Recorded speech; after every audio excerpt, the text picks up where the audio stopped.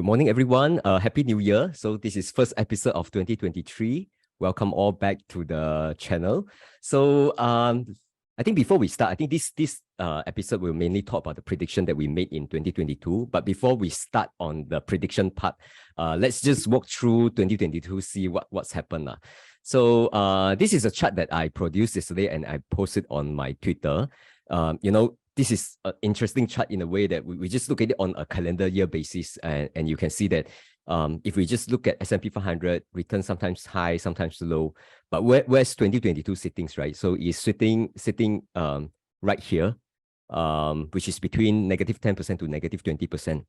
But actually the return is about, I think, 19.5%. So it's quite close to 20%. Just drop another 1%, then we are in this red bucket already, which is like not many years is like below 20%. So that's why people say 2022 is a bad year. That's true. And interestingly, actually, if you look at the distribution, right, not many years that we have returned between negative 10 and 10%. Actually, they are either like bad or they are like, between 10 to 30%, which is good year. So hopefully next year, portfolio will not be as red as 2022, as in 2023, and not next year, this year. So we are in the new year already. Okay, if we look into the details, I think this is the individual companies. So you can see that the big cap down a lot. Tesla 65% down, Amazon like 50% down, even Apple and Microsoft also down by 26 and 28%. So quite a big drop in 2022. So this is a chart looks like for S&P 500, like down 20%. QQQ was about 34% down. And then let's cover on Hong Kong as well. Hong Kong is slightly better. So I take this as a proxy for Chinese stocks because, companies like Tencent, they are all in the Hang Seng Index as well. So this is slightly better, but still down 15%. Then, okay, this is the China one. So similar to HSI, so down 21%. And then I think the Google Finance, they don't show the Straits Times Index. I tried to produce this chart, but not able to come up. But let's take the chart from STI Index. So STI was up by about 4%. So quite a flat year. So you see, just lingering around, and then not much has changed in the past 1 year. Then, of course, I think some of the investors are interested with REITs. So I pull out the IHS REIT Index. REITs was down by 16%. So can't even beat the STI, but still okay. I mean, as a wealth preservation and just get the dividends, I think this is not a bad results, especially if you compare to those growth stocks, even S&P 500 or QQQ down even more, right? So if we look at the sectors, like why is it down by 20%? If you compare against like technology stocks, right? I think S&P 500 has done relatively well. Mainly is because energy has performed very well. Like it's up by 40%. So if you don't have energy stocks in your portfolio, then for sure you will perform worse than 20% down. So I think this is the sector exposure. Then and one thing I noticed is that I think in the past, let's say 3 to 6 months, there's already quite an obvious sign that money has moved from those like high growth tech stocks into defensive stocks. For example, like those utilities and consumer defensive. So there's this de-risk movement ongoing, and we don't know this one can last how long, right? It could still persist if the recession become like more and more obvious now. Let's take a look at the best performer. So again, I think most of these, right, I can't recognize the name except for the big one, like Occidental Petroleum and some, ExxonMobil, those energy stocks. So you can see they are up like between 50% to 100%. And these are those stocks that is above 10 billion market cap. The interesting one is the worst performer. Worst performer, I think this, just look at the top 20, I think quite a number of names that actually I can recognize. For example, like these are Rivian, Lucid, Snapchat, so C Limited, Shopify. Quite a number of these names actually I either currently investing or like I invested in the past, then paper hand. So these are the popular names. So all the popular growth stocks, right? Like Zscaler, Net, Team, Palantir, Okta, you see, all this already crashed quite big in 2022. So in terms of economics, I think most people will be interested with the inflation. We have seen inflation down to 7.1%. So for 2023, we want to see this one keep going down. If it make a comeback, right, then it looks will be scary for 2023. Then on monetary policy, I think this is the latest one from FOMC participants. So they are seeing that the Fed fund rates will be around just above 5% for by the end of 2023. But I think over the short term, it could shoot up and then come back down, right? So if you look at the implied rate, that's the pattern. So you see, they are predicting that it will go up, then slowly to come down. So, but just based on the implied rate, by end of 2023 will be about 4.5 to 4.75%. This is lower than what has been communicated by the Fed governors. So I think this is the most shocking. Later, if you we jump into the predictions, right, you will see that actually I would say almost no one predicted the Fed fund rates over the past 1 year. Like from 0% went up to close to, what is it? It is 4.25 to 4.5%, right? So this is the most shocking developments. But then if you just zoom out a little bit more, you will notice that actually this is not new, as I communicated in the past. So just look at past 10 years. This is the second round of monetary tightening. The shocking one is the speed, the steepness of the rate hike is like nothing compared to the previous one. Then if you zoom up further, you will notice that actually all this is not new one. So this is the current one. This is the previous one. But in the past, you always see Fed fund rate go up and down, up and down, up and down. This is the monetary policy tightening and then loosening, tightening, loosening. So over the past, 70 years, you can see how many cycles already. Then just a short one talking about the valuation. I think there's some discussion over like whether S&P 500, is it cheap or is it expensive now? I think just look at these forward earnings. You can see that it is sitting around, let's say, between 16 to 18 times of forward earnings. So it's not cheap, as in like cheap, we would say probably about like 10 to 12 times, right? And also not expensive. Like if you look at end of 2021, for sure it's expensive level, right? I mean, with hindsight, but now has came down a bit, but it's still on I would say reasonable range, right? If you just take this forward earnings as an indicator. So that's just a quick remark of looking back 2022. Let's jump into the prediction that we made. So for those who are watching this video for the first time, right, this is the Google Forms questionnaire that we sent out early 2022 and asked to predict like where are the returns of, like Tesla, S&P 500. And then now we are looking at the results. But because I sent this out in the Telegram group, so actually the response that we got is only like 20 response, not too many, but still interesting to look at it.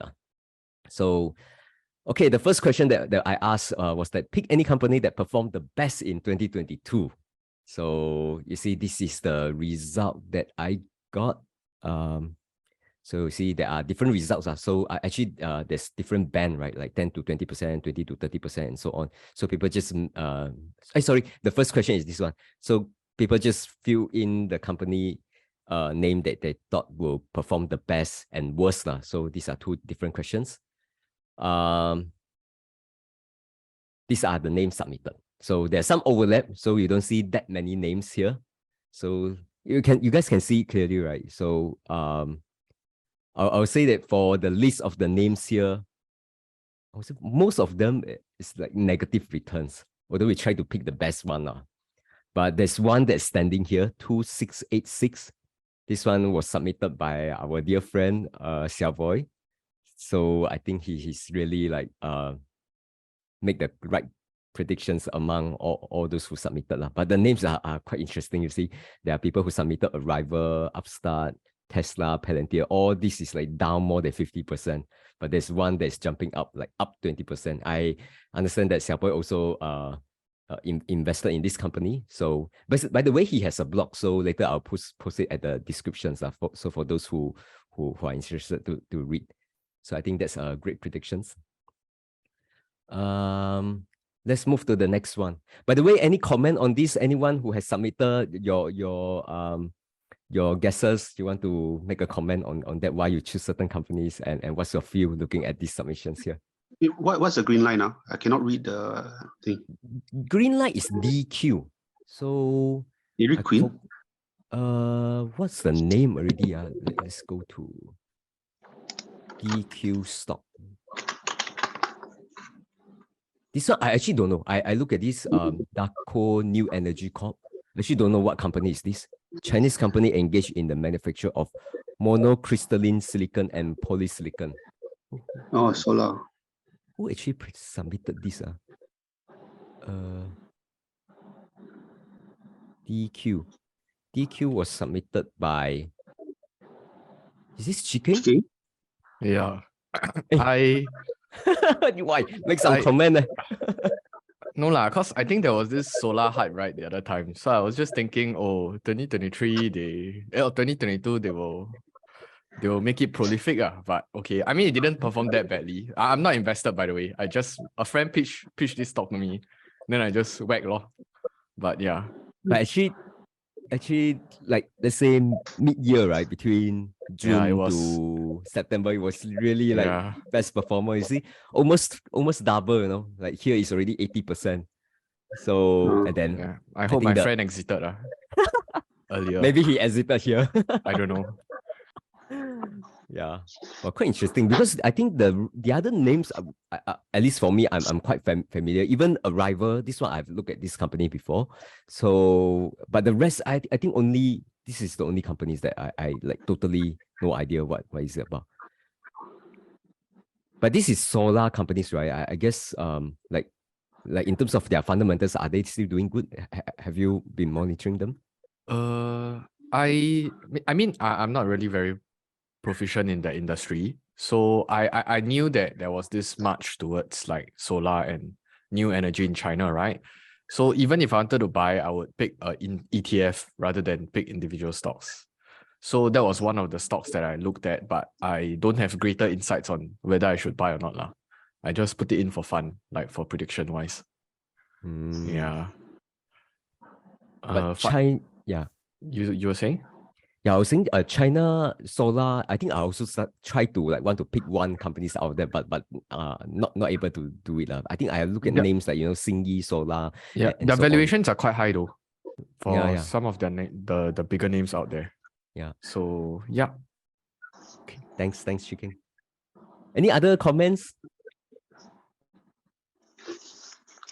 If no, we move on. Okay, pick any company that performed the worst in 2022. Ta-da! So, I think quite interesting pick here. Which one you pick, Chicken? I forgot already. Forgot already. Let's look at the names here first. I think the CM. Okay, we were looking for the worst one. So this one is Context Logic. It was submitted by Kelvin, but I asked him this morning. He said not able to join the session. I think he has some errands to run. But I think in terms of pick, quite a number of people pick like EV related stocks, Lucid, Rivian. I think these are great predictions. It's actually quite close. You see 81, 85%, not too different. NIO also considered the same group. But are there any interesting pick? Let's take a look. The worst, right? So who picked Lucid? I think you also picked EV, right, Chicken? No, I picked GameStop. GameStop. Yeah. How was it doing? Not bad though. I think 40% only. 50%. Down 52%. Yeah. Not bad. Okay, not bad. If you short the companies, that's like what? 50% gain already. So which one you pick? I think this is the Chinese one, right? That you pick. I pick a very obscure stock called Hinterland in SGS. Is this the one 20? Is this the one? Remember, because it's a Singapore. It's a very small company. Oh. Hinterland. Where is your name? Boon Song. Oh, Hinterland. What was the it code? Was very close. Let me look up for you. I think let's say, it should be this one, I think, PH0. Yeah, it went down 60 lah. Oh, okay, not bad lah, but then not as good as the others. It's a rubbish company lah. It's like, and it's teammate L also do lah. I also got involved. It was a property stock, I think doing hospitality or something in Malaysia, but then he suddenly ventured into crypto and all that. So cannot nah. But this one, right? This context logic, which I think this one quite interesting because I was thinking like, so okay, I know sometimes all this we are just like playing for fun and we just pick the companies that we think is the worst lah. But why Kelvin pick these companies? Also quite interested. Maybe next time when I got to interview him, I will ask him for details. But I just had a quick look in terms of their fundamentals. Actually, by end of 2021, their earnings already dropped by I don't know, like maybe like 20 or 30%. So I believe he's like betting on this because the revenue has been like going down. So become like a negative growth stocks, right? But mid of 2022 is even worse. I think the revenue just go down the hill. I don't know what happened with the companies, but I think this is also one example where you see like the fundamentals really track the stock price quite closely lah. Especially maybe I think this one probably is not a company that making a lot of profits. So you know everything is just based on their sales. So sales drop a lot. The stock price also drop a lot. So quite interesting pick. I quite sure Wish was quite pumped up in YouTube though, just saying. I saw a lot of videos in 2021 in the middle. I think it had quite a good run. Then a lot of people, they pumped it up to $30 or something. Then now it's like 49 cents. But yeah. Become like a pump and dump. I don't know lah, but there was a lot of coverage then. Okay. All right, that's the worst one. I think our winner is Kelvin Liu, as mentioned. So context logic, great pick there. So I think the other questions, like because I asked like guess the performance of this like index and stocks, right? So I picked S&P 500, HSI, Tesla, Baba, and Bitcoin. So these are the returns. So I think the worst one is, of course, Tesla has been down so much. But interestingly, the performance was very bad towards the last quarter. I think it was holding up quite well for the first, let's say, 2 or 3 quarters. Then you see just down a lot. Whereas for Bitcoin, it's already down since like Q2 of the year. The other, I would say, let's say for S&P 500, actually it was down 20%, but that's because it recovered slightly, right? I think at its worst, it was down about like 25%. And Baba also, you see, at its worst, is down 44%, right? So sometimes we just take the end numbers also. It's like not the full pictures here now. But I think this is the interesting one because this is a distribution on the predictions. So you look at S&P 500, the distribution, I think it's like a normal curve also. Most people bet between 10 to 20%. But it was down, you see. Not many people actually picked the bottom one. So only 1 or 2 people got it right. Same for HSI. I think Tesla, only 1 person bet this one right. I think same for Alibaba. So I think look at this. Our win rate, right, is like 1 out of 20 because I got 20 submissions for every questions, right? It's like 1, 1, 1, 1. So look at who's the right predictions. S&P 500, who got it right? ST got it right, but I think he's not active already in the group, so down 10 to 20%. Okay, Boon Song got this one right. S&P 500. Wow, what's your comment, Boon Song? I always thought the American market was overvalued. So, and I always thought that the Hong Kong market is undervalued. So look at what happened. I thought it went up 10-20%. So you're betting on like a mean reversions because S&P 500 expensive, so come down. Hong Kong already cheap, so should go up, right? But something like that. But none of them doing good. So this is the right predictions. HSI only 1%. Where is it? I didn't mark it correctly. Is it? Here. So Alvin got it right. -10 to -20%. Then Tesla, 1% got it right. But this one, I don't know. I asked what's the name and then fill up my name. But this is not me. I didn't got it right. Then Alibaba. Actually, Alibaba, Darren's predictions, but Darren got it right. -20 to -30%. That's interesting. Next time when I interview Darren, I'll ask him to comment on this. Why he's so bearish on Alibaba. Then Bitcoin, again, same person, but this is not me, by the way, negative 30% or worse. So I think that's it for the return predictions. The last sections, right, which is the wild prediction. Wow, I think this is the interesting one. Let's look at it one by one now, okay? The first one from Math. I think that I will beat S&P 500. I asked him for his comment now, but no comment from him now. I don't know. I think he's just like submit this one for fun only. Okay, the next one. This is again not me. Actually, there are like 2 or 3 Boon submissions here, but this is definitely not me. Palantir to the moon. Yeah, Palantir down 65%. I think this one, when I look at this one, it's like so funny. I think back in, you have to remember for those who are watching, especially for those who are new into investing, for example, like you just started in 2022, you have to like put yourself back to end of 2021 or early 2022 when we submit this prediction, you know. That was the time when Tesla to the moon, Palantir to the moon. And since then, I think the market just make a big U-turn and laugh at us for those who believe in all this growth story. So we can see that Palantir to the moon. Yeah, I think it's the moon, like, you know, the picture that we always send to each other, the moon, down moon. It's not the up moon. Okay. Next one from JJ. I think JJ is still in the group, but maybe not so active. Let's look at the prediction. ARC Innovations falls to 85. False, I think this is the right prediction, but when I look at let's say end of 2021, it was at 97. So he predicted up to go get down to 85.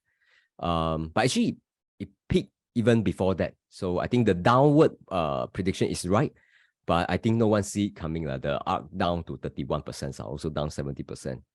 So XBI ETF rises 20% as biotech recovers. So nope, XBI biotech actually down by 29%. US interest rate rises only 2 times instead of 3 as President Biden appoints more dovish members to the Fed. This is a very interesting prediction because I remember President like this talking about like he's going to appoint someone who is dovish. Dovish means that those Fed governors that don't hike interest rate that much, meaning they try to keep it mild and so and keep the interest rate low. So, and when we say 1 times, 2 times, I think back then we still haven't seen we still don't have ability to predict that actually Fed can hike more than 25 basis points. So 1 time means 25 basis points. So basically he's saying that only 50 basis point hike in 2022, but what we got is like from 0% to 4.25%, which is equivalent to 17 hikes. But they do it like 3 hikes at once. So 75 basis point. How many times? 2 or 3 times, right? So it's like really crazy year.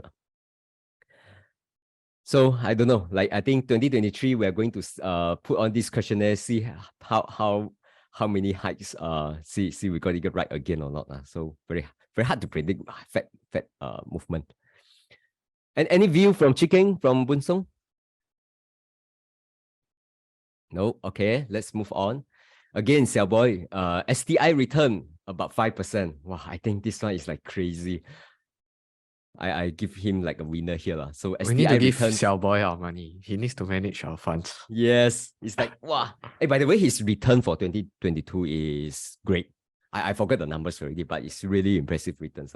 So for those who don't know Xiaoboy, his style, I think is very, I would say similar to Boon Song also, like value investing, right? No?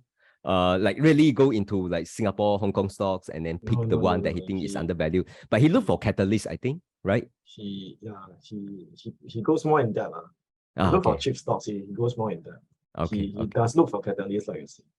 So we actually very different now, although we still very value oriented. Although he will be the first to tell you that he's not a value investor. Okay. He don't like that label. Okay. We have to interview him one day just to ask him. He's up 20, I think. He's up 20. Okay. Wow, impressive. So right predictions here, I don't know. It's, really impressive. So soon. Okay, next one from ST. Let's see. A new hype of metaverse stocks and valuation will shoot up insanely high prices of stocks in that category. Tesla hype will go down and stock may sideways or gain slowly due to unreasonable high pricing in 2021. I think the mixed results here. So Metaverse stock shoot up. I think this is not true. Meta was down 64%, Nvidia was down 52%. But Metaverse stocks, I think there's still quite a number of names there. I don't know which one to pick here. I just take Meta because they are so big into Metaverse, right? But I think it's also not fair because their result was bad. It's not because of their Metaverse things, right? It's mainly because of their, like TikTok competitions and some other stuff. Advertising revenue and so on, right? So I think it's a bit not fair here, but I don't know which one to pick. For those who are watching, and if you plan to submit your prediction for 2023, please provide the ticker so it make it easier for us to review next year. So Nvidia, definitely, I think this is also one beneficiary from the Metaverse, but they're also down big by 52%. But also, I think if you look at their revenue earnings, you will understand why they're down so much. Right? I think it's because this company is really built on top of like growth story. So their revenue has been great in 2021, but in 2022 just crashing down. So I think also I would say the stock price really tracked well with the fundamentals. And then he said Tesla hype will go down. I think this is definitely true. So Tesla's stock price down by about 70%. By the way, this one might not be like updated, so I didn't track the last few trading days. It could be like down 65% or so. So don't take this number so seriously. Okay, China may have good returns as a whole in 2022, and investor sentiment will slowly recover. USA economy may collapse slightly, giving S&P 500 a negative return. Oh, so this is the right one. Due to high sentiments of investors in 2021 and rising of interest rates in 2022. I think this one mix of good prediction here. But I think China sentiment, since Chicken is here, what's your take in terms of China sentiment? Do you see like this kind of return that we're seeing? Is it come back I'm already? Always bullish. If 2022 wasn't the year, 2023 will be the year. Always bullish. Yes, always bullish. But I think this one definitely the one that surprised me the most is not about like whether CSI down 20% or is it like the politics stuff and so on. The one that surprised me the most is the lockdown. Like I think just before they announced the change in the COVID policy, I still don't see coming. I was the type of mindset that I have is like lockdown probably will still stay like if they're going to unwind those COVID policy, it will unwind when they want to unwind. Like I'm not going to predict when it will happen someday. It could be like 1 year later, 2 years later. Then just within short period of time, like when I asked my friends in China, they say like, our office more than half already positive.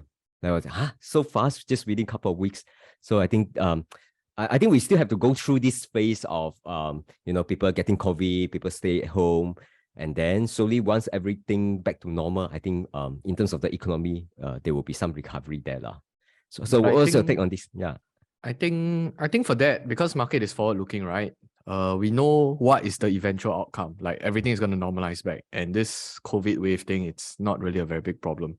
So I mean, like you, I'm not punting, or when I invest out, when I start catching the falling knife, I haven't really been saying, I'm guessing the government is going to open up this date, that date. I don't know too. That's why I haven't been like trying to quote unquote time the entries, right? And if I did, then you kind of miss when after the Congress, you will miss that whole bounce up, because I will presume that the market is trying to price that in. But I just wanted to point out that I think George Yeo, the Singapore ex-foreign minister, in one of his talks at the Lee Kuan Yew policy a few months ago, he did hint that, or at least he said that he predicted they're going to open up after the party Congress. And yeah, he's right, evidently. I don't know how I don't know whether he got insider information or anything, but yeah, I mean, as of now, it seems like a pretty disorderly opening. It wasn't like Singapore, like they do phase 1, phase 2, that kind. A little bit disappointed because they had quite a lot of time to prepare. But then again, it's a 1.4 billion population. I can't even control a team of 10. So let's not talk about 1.4 billion people. I think that's just my perspective.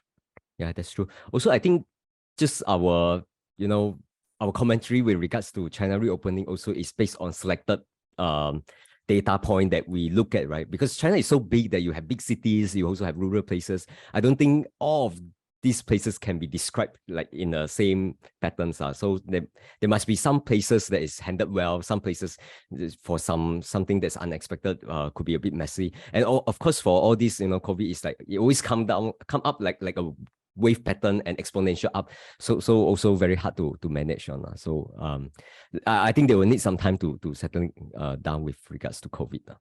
But hopefully, good year ahead. Always bullish. Nice. Always bullish. If I'm not bullish, I wouldn't invest lah. But so it doesn't make sense, right? If I'm not bullish. Yeah. So let's close this one. ST, I think just now where am I? Talk about like hype of Bitcoin, EV collapsing. I think this one definitely true lah. I think we saw that Bitcoin already collapsed, EV, all this also collapsed. I won't say like now already collapsed, then it's time to go up, right? It could still collapse for another 10 or 10, 20, 50%, right? Who knows, right? So I think there's still a lot of uncertainty here. But let's move to the next one from Young.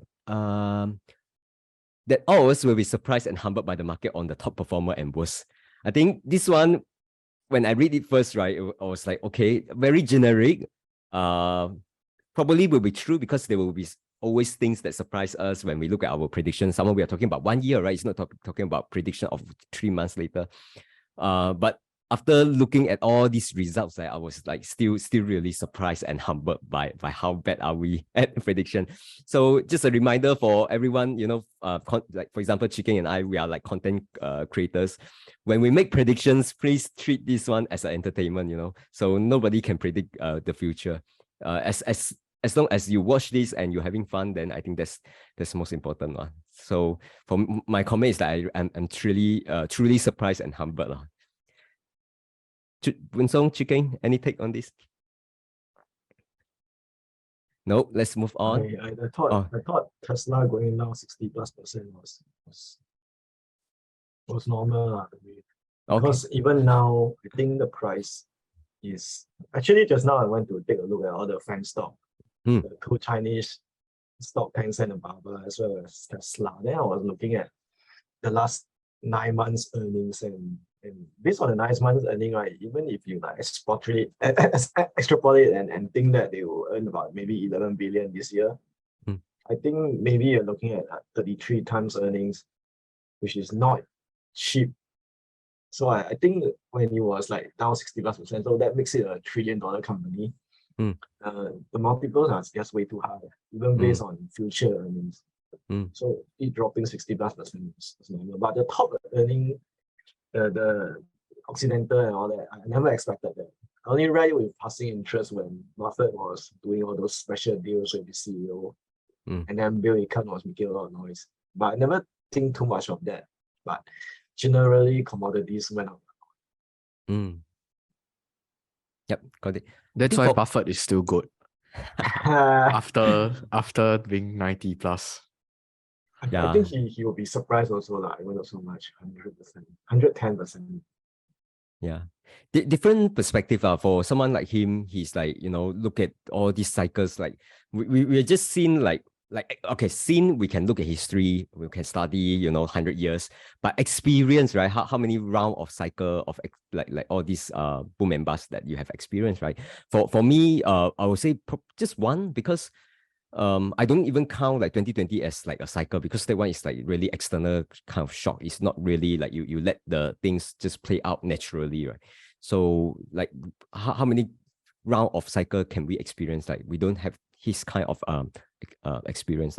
So if for those who read Buffett, maybe you can still remember the talk that he gave to his circle of friends, talking about like when market really peak, then he when he give warnings also, he tried to be very subtle, and he won't tell you like, okay, the market is going to crash. But just reading back then with hindsight, of course, then you will notice that he gave a lot of hints on in the past. But usually this kind of thing is like when people read for his prediction or his hints, right? We expect something that coming up like within 3 months, 6 months. But sometimes it's like it's true, but it's not like immediately. It's like lagged by 1 or 2 years. So that's why we just don't have that kind of patience. That's my view when listening to these gurus. Okay. Sorry, yeah. but I think to put in perspective for Occidental, right? I think the main thing is there was a war that started in February. If the war never happened, maybe the price wouldn't have rallied so fast. So I think that incident was not in his prediction.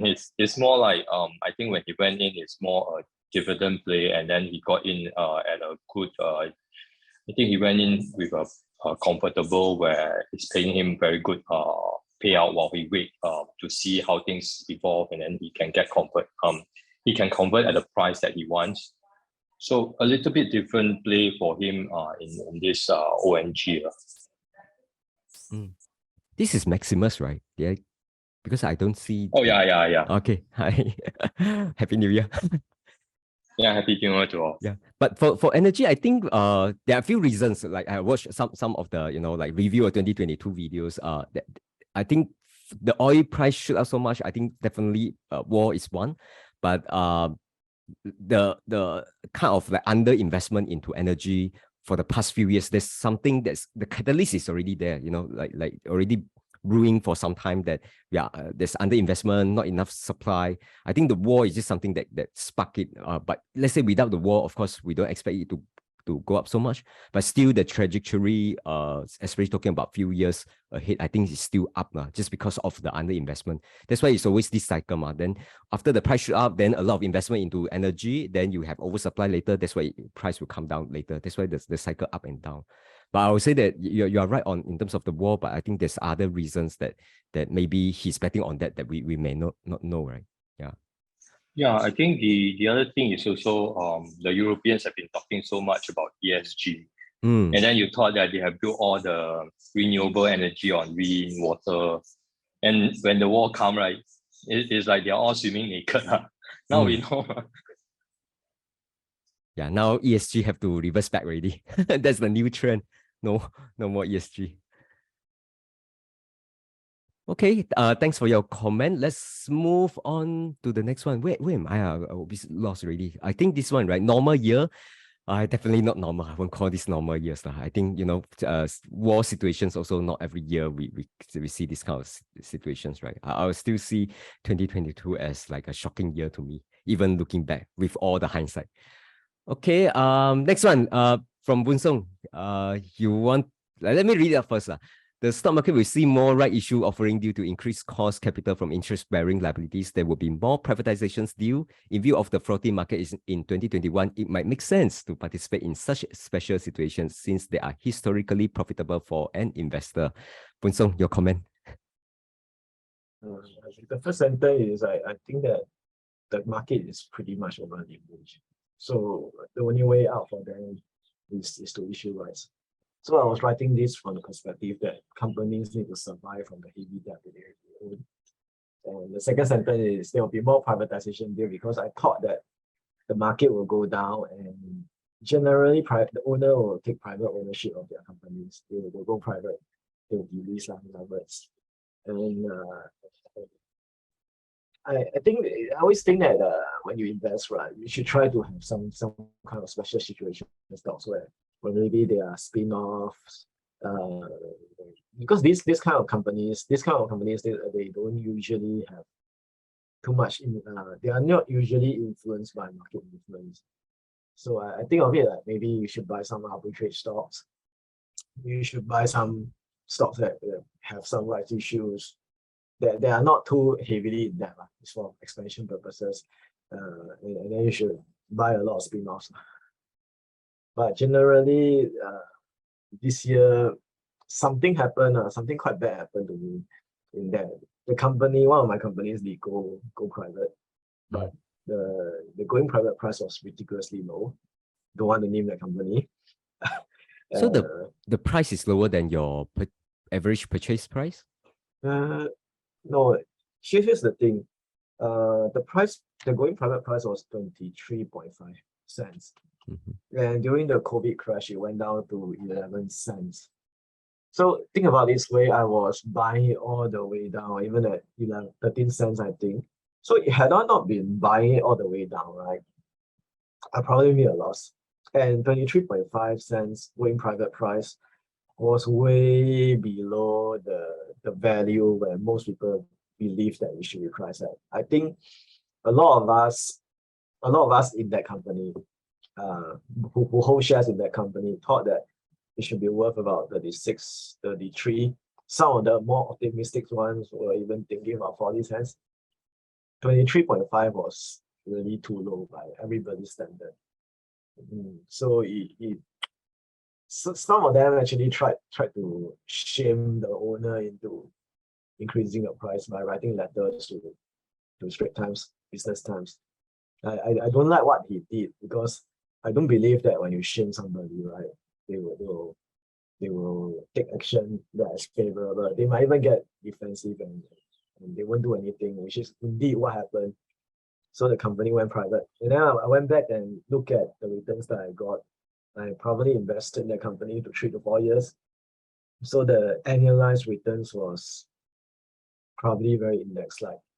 So I was very lucky. I bought more on the way down.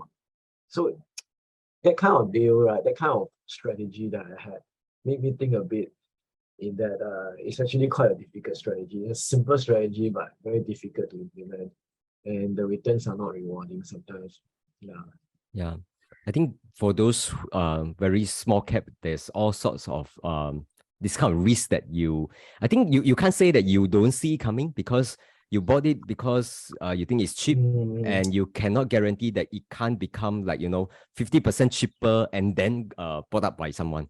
So when you buy, you really cannot just all in one tranche. You have to say, okay, I like these stocks, I have 50K to invest, probably I start with 5K, and come down, then you have to average down, because if not, the risk of getting acquired is really a big risk and become permanent loss for you, basically, even though you want to hold it for the long term.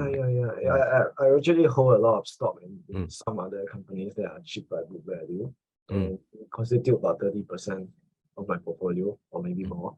And I've been holding that for 5 years. Nothing happened. I mean, I don't want to complain too much about luck, because I do have some holdings in the past where I only hold it for months, and then it went up 40%. Some of them, one of them I held for maybe 2 years. Something happened, something bad happened to the company. It recovered from the problem, and it went up probably close to 180%, but I didn't enjoy the whole 180%. So there's a lot of heartaches, a lot of pain, because there's a lot of so-called uncertainty. The price going down so much, should I buy more? It's not easy. And then when you are very, very unlucky, the reward, if it even comes, could be very index-like. So I can understand why people push for buying compounders, the so-called growth at a reasonable price company. I can get that. Yeah, are you talking about me? No. I mean, so don't have to worry about all this. I mean, even growth at a reasonable rate, right? So what is growth at a reasonable rate? You look at the risk-free, and then you look at the kind of pricing that these kind of gap companies are charging you for.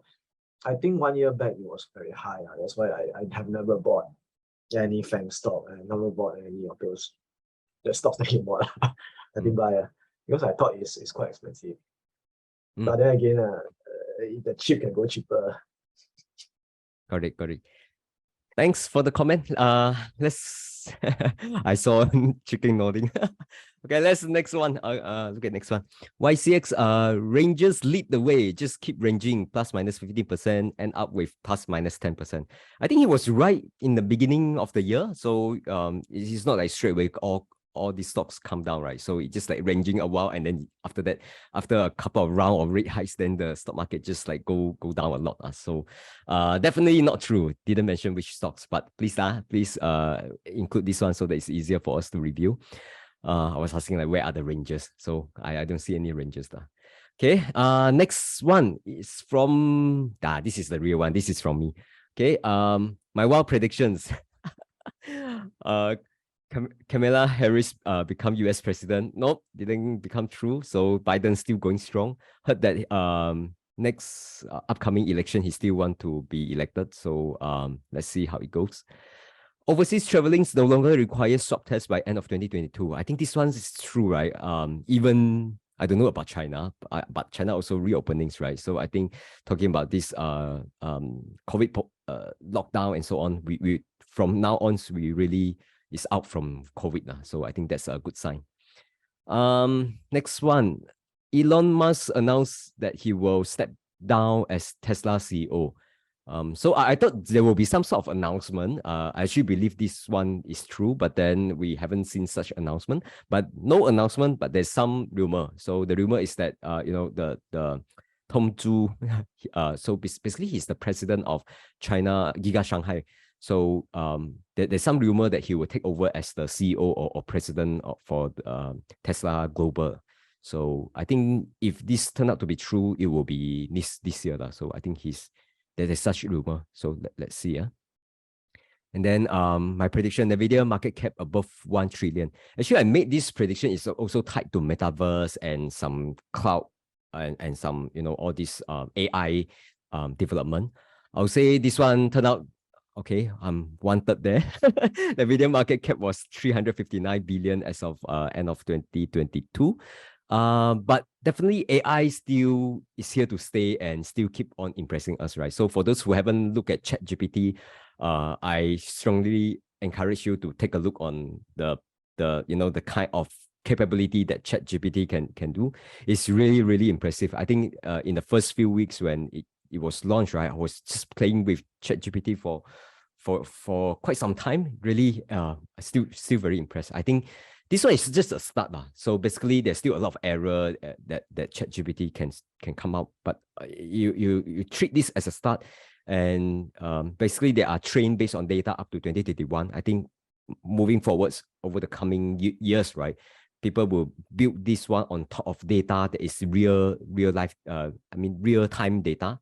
So it will become better and better. And as people play with it, right, so they are still collecting all these informations. So after all this information been incorporated in, I think it will be even better. So I think this is definitely the future stuff. So and companies that will do well and riding this AI wave, I think NVIDIA is one of them. That's why I'm still bullish.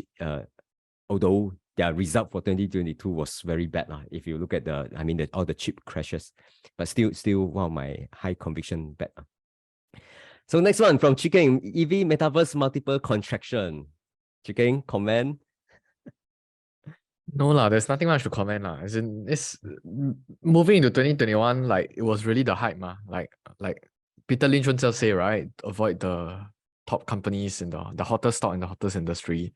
So if I just refresh my YouTube recommendations, everything is either about Tesla or what metaverse, some metaverse ETF or what nonsense. Then it was all like your chip's gonna lead the way, the AI computing, whatever. So it's bound to contract. I just don't know when. Then I just put in the prediction. Yeah. I think that one really prediction come true. But I never short so I didn't make any money. Oh wells. Yeah, I do agree with you in terms of the hype. The most hype one would definitely Tesla #1, Palantir #2. If we go back to end of 2021. So I don't know. Now I think hard to say. I'll say as of now, I think the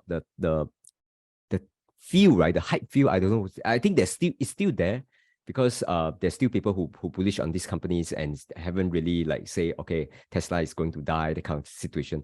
I think the hype is still there. It's just that now slowly the energy is not there anymore. So for me, it seems like they are still finding direction in terms of the content. Comparatively, I don't think they're overvalued now. As in, I don't know what their fair value is because I think it's dependent on how you look at their projections and their future. I will only say that if I compare Tesla of 2023, 1st of January today, is probably a little bit like 1st of January 2022, how Alibaba was like. So people are still bullish, there were still people bearish. So then you let them fight it out, then you let the stock market go and price them effectively. But I would say that many of these names came down quite a large extent already. I wouldn't short them now also. It's a bit weird that you're going to short something that's already 70%. But I'm just saying it can still go down 50%. Alibaba still came down another I don't know, 30-40%. 40. Yeah, that's true. Thanks for your comment. Okay, next one from Darren. Potential market correction by late of 2022. Wow, I think at least then I think this one definitely true. Especially, you know, the kind of correction that we saw on Tesla second half of 2022, right? So I think correct prediction. Okay, next one from Jess. How did Okay, Darren comment. How did Darren do this year? What you mean by do?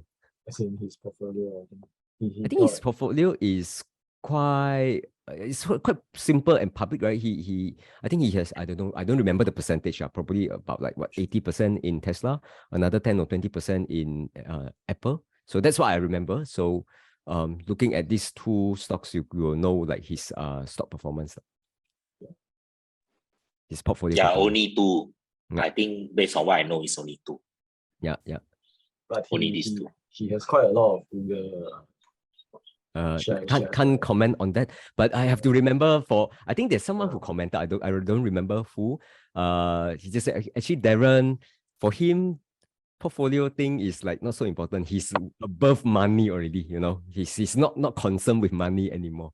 So yeah, keep that in mind when talk about his portfolio. So unlike me, if portfolio down, then my retirement is gone case. Okay, let's move on. Next one from Jess. Okay, quite a number of lines here. More and more companies going into AR, VR, metaverse space. So I think this one for me, I put a question mark here because I really don't know like what do you mean by going into AR, VR. But I still remember this trend is still ongoing. It's just like how much money companies are going to put into all these projects and so on is questionable because now quite a number of companies already like show very clear direction of cutting costs. So all these fun project I think will be cut. So I really don't know whether this one will continue. But of course, AR, VR is not going away. So this is still the future. More applications of AI, ML for enterprises. So I think just I give one example is ChatGPT. Another example that I want to give is there's this AI, I think called Lensa. So this is a AI tool for you to upload like 15 or 20 profile picture of yourself. Then after you upload, they will come up with like really fun photos of yourself. And for those who want to look at the result, you can look at Chicken profile picture in YouTube. I think that one is one of the picture generated by this Lensa app. So I think all these, you know, AI stuff, right? They are creeping into different tools, different platforms, just for people to generate.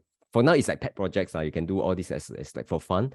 But I think moving forwards, there will be more and more practical utility in the future. So AI, ML it will be everywhere. So I think this is definitely true. But this is like a very generic kind of I won't call it a prediction. This is just like expectation. More people and institutions going into DeFi and NFT space. Anyone into DeFi and NFT, can you give some comment here? Because I am really not into this space. I really don't know what is going on here. Chicken, you want to comment on this? No? Okay, no, we'll pass this. I'm a boomer. I don't know what's going on in crypto also.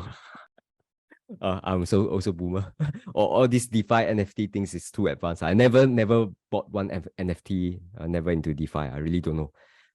Like it seems to me a lot of effort to learn all these things also. A bit too advanced for me. More EVs on the road and more support from the government. I think this one definitely true, like in terms of the adoptions. Like in Singapore also, I think just looking at Tesla supercharger, I think more and more superchargers, right? I think this one is still I mean, adoption wise, I think confirm true one. It's not even a prediction. This one is like confirm true one. Next one, maybe greater price volatility in the market. Okay, my 2023 prediction is that market is going to be volatile. So I think this one, greater volatility is always, but this one, if you say greater volatility, you really need to do the computations. You need to compute what's the volatility, let's say like monthly volatility in 2022. Then only you can compare against historical average, right? Some years, right, it looks volatile, but actually not so volatile when you look at the data. So that one just some fun fact. Okay, I'll give a tick here, but try to reach out to Jess, but I think she either changed the name or no longer in the group. So whoever knows Jess, or Jess, if you are listening, please reach out. Has been quite some time, haven't heard from you. Okay, next one from Tim. Okay, I think mixed result here. Bond TLT will outperform S&P 500. Nope. I think TLT is down 30% versus S&P 500 down 20%. Crypto will peak in 2022, followed by bear market till 2024. I think this one, I'll give it a green here, although crypto, if you look at specific one, for example, like Bitcoin, I think it peaked in end of 2021. So technically not true, but depends on which crypto that you are looking at. But looking at so many, all this FTX crash happened in 2022, I give this one a tick here. Great predictions here. And bear market until 2024, I don't know. We are just like in early 2023, right? See this one, whether it will become true or not. Next one, market will rotate from growth to large cap to value. I think this one is really true. I try to like, get some proxy on what is growth, what is large cap, right? So for growth, I look at the Vanguard ETF. I think growth was down by negative 34%. I think this one tracked closely with QQQ. And then large cap, I take S&P 500 was down 20%. And if you just focus on the value ETF, right, actually value was just down by 4%. So it's quite impressive. I think this prediction is really like, wow, impressive. Next one, S&P 500, 10 to 20% correction from high. Not so true. I think from high was a bit more. Not I think a bit more, but let's say talking about 2022, I think still correct predictions. Tesla 1.6 million deliveries. I look at the result. Last quarter was 343,000. If you just multiply by 4, it is like 1.4 million, still lower than the predictions. Yeah, but I think maybe slightly disappointment. But what is more interesting is what is the delivery numbers coming up, probably in 1 or 2 days, right? So let's see what is the number here. Another European bank crisis. I think this is also interesting because usually if you look at the past, let's say 2008, 2009, it is the US crisis. Then in 2011, that's European banking crisis. And 2022 is like whether it will happen or not. Even 2023, we don't know whether it will happen or not, right? So I tried to look some news on what's happening here. I think Credit Suisse, it was down by 69%. What a meme numbers here. But that was because there's some capital, they raised some capital from one of their big investor from Middle East, if I remember correctly. But other big banks in Europe, right? For example, like Deutsche Bank, UBS, these are doing quite well, I would say, just almost flat here. So I think they also enjoyed from the higher interest rate. Then Bitcoin peaked at 150K, ETH 20K, Cardano $8. I think all this didn't turn out to be true. Bitcoin peaked at 69K, another meme numbers. Okay, inflations, more than 6.9% annual inflations. I think this one turned out to be true. Peaked at 9.1%, but I think December 2021 is already like 7%. So when it was at 7%, you predict higher than 6.9%. I think like this is quite a generic predictions now.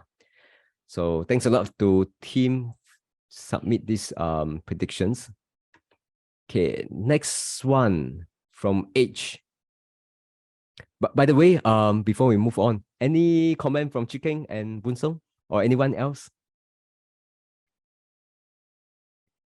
No comment here.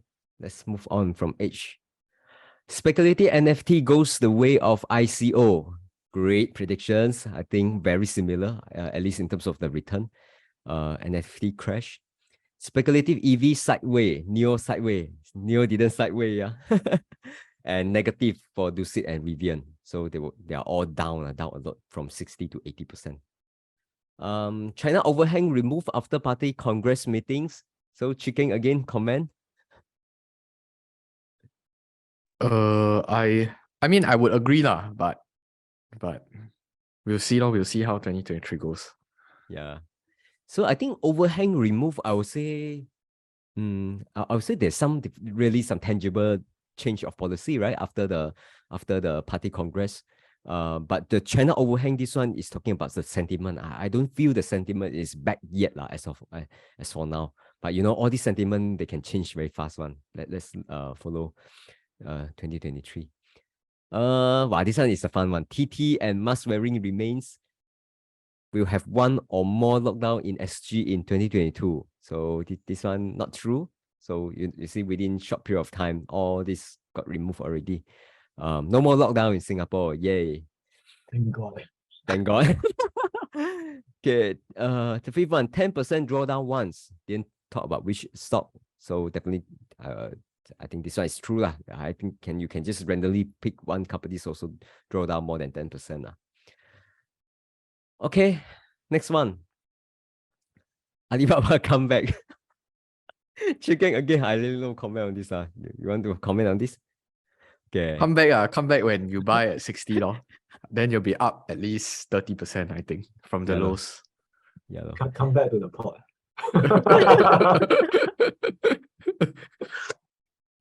Yeah. But interesting one is that when I in terms of individual stock, you see, I didn't pick names like like Neo or Palantir, or there's so many companies, right? I didn't pick Amazon because I think among the group, right, I think the most popular one is definitely Tesla and Alibaba. These are the two. And sometimes there's some argument in the group that there are the Boon Alibaba camp and Tesla camp. So that's why there's sometimes you feel that although people are still very polite to each other, but you can feel the tense that I know people are making fun. You can feel that, subtle feel that. No lah, I think it's kind of catalyzed by a few personalities that are very bullish of one company and bearish of the other. So like, I mean, if there shouldn't be any tension. Like, you're bullish on one company, I'm bullish on the other. As long as I don't short yours, why would I want to curse that your stock go down also? You get what I mean, right? But I mean, it's emphasized or it's exacerbated this problem by a few people in the space. Then I mean, same thing. I think when Baba was going down in 2021, right? There were a few very big creators. By big, I mean like those hundreds of thousands, those very bullish on things like Palantir. They also come and like shit talk all these Baba holders. Then when Baba is up and Palantir goes down, then you should be expecting people will bounce back lah. But I mean, it's very childish behaviors. But I guess it's human nature lah for people to like tit for tat kind of mentality. Yeah. But yeah, just you make money, happy for you lah. That's about it lah. There's nothing to screenshot what other people are doing and tell me that, oh, this guy say what. How does it even concern me? I don't know. Yeah, that's true. Let's say create content for drama and then for fun, I think that's still okay. But when they start to like, back and forth on Twitter or wherever, just to shit posting, and you can see that that's not even a content creations, right? So even not monetizable also, I think become toxic, and we shouldn't get into that space lah. Okay, next one. What's your name? Alibaba. Alibaba will go back to 200 and I can get my car. Oh, I remember who's this friend. I'm not sure whether he's still in the group. I don't think so. I think he used to be quite active even in the TCSS one. I think he make all the fun stuff on Slido. I think but not active anymore. I probably because I keep deleting his comment and questions also. So Alibaba at 89. There will be a crash in 2022. Correct. Tesla will be top 5 car maker in Singapore. This one, I really look up the stats. But in terms of the top sellers, I think still these names, Mercedes, Toyota, BMW, Honda. Wow, top names in top best sellers, Mercedes and BMW. I think Singaporeans really, really wealthy. Singapore GDP will grow by 5%. I look at the GDP growth, I think it's still growing at 4 to 4.5%. So I guess this is correct. Apple will hit 4 trillion market cap. So current market cap is 2 trillion. I think at its peak, probably, I don't know, maybe about 3 trillion, right? I don't remember it hit 4 trillion. So that's from our Alibaba friend. This one is the fun one. Keep it close to the last. From Kelvin. Luna crypto to end 2022 at $500. What was Luna price now? I really don't know. Okay, I think Luna is the fun one to watch. I think throughout this the entire crypto crash from Luna to FTX to so holding up.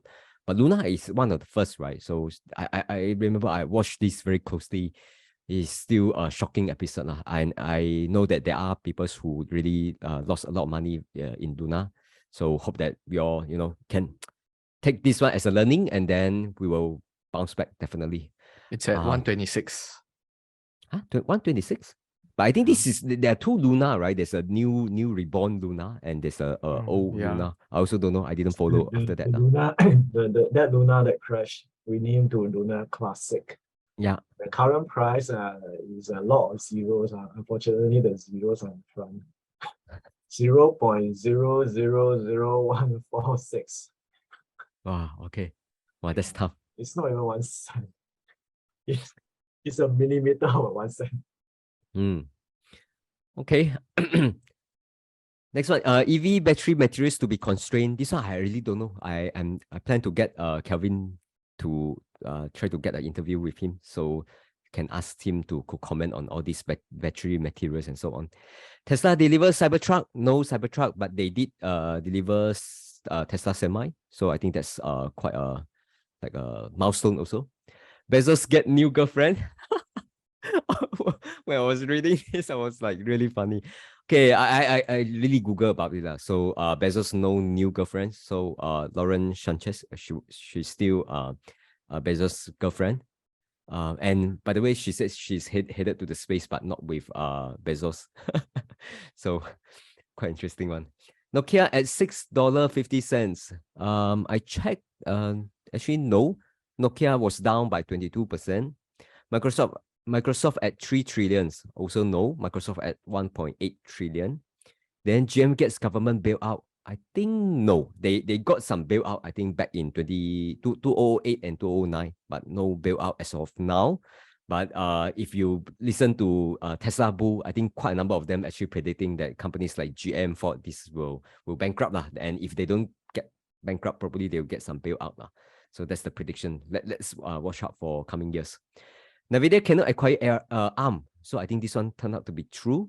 So the acquisitions failed and back to status quo. China restrict gamer spending. This one, I think I tried to look up for some news. I think back in end of 2021, there's already some restriction in terms of how much time they can spend on the gaming. So, but in terms of the spending, this one I don't know. Maybe there are some I didn't watch out on this space Boon Song, have you watched into this space or no? So anyone have any comment on this? No. So I really don't know. I'll skip on to comment. Where am I? Okay, Bill Gates gets Bezos' old girlfriend. If this one turned out to be true, I think this one will be super funny. Okay, but then I don't know, like Bill Gates, I think he divorced, right? I don't remember. Was it 2022 or 2021? I also don't remember. But these are all gossip for fun. Tesla show FSD drive from east to west coast USA. I think this one, I don't recall there's any, like great milestones. The big milestone is that I think they released the FSD beta to everyone in North America. So I think this one's still quite impressive, given that as long as you buy Tesla, you pay, you can get. I think is still quite impressive.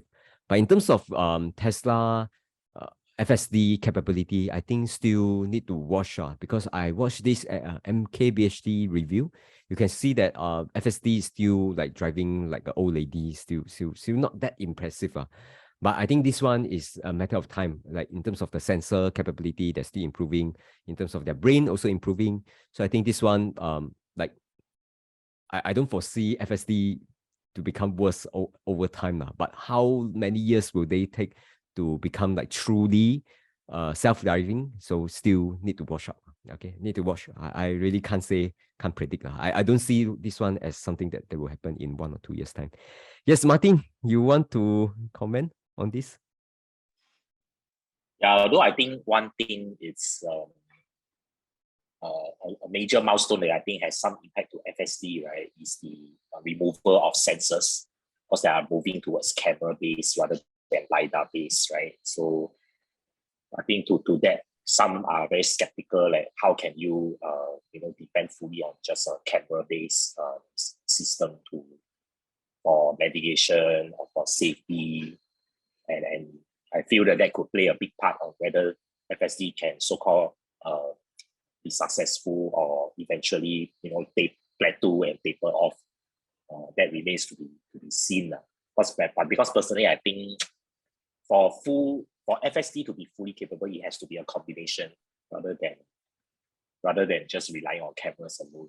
Because if visibility is poor, then FSD can be considered not to be effective anymore, right? So yeah, so that's my thing.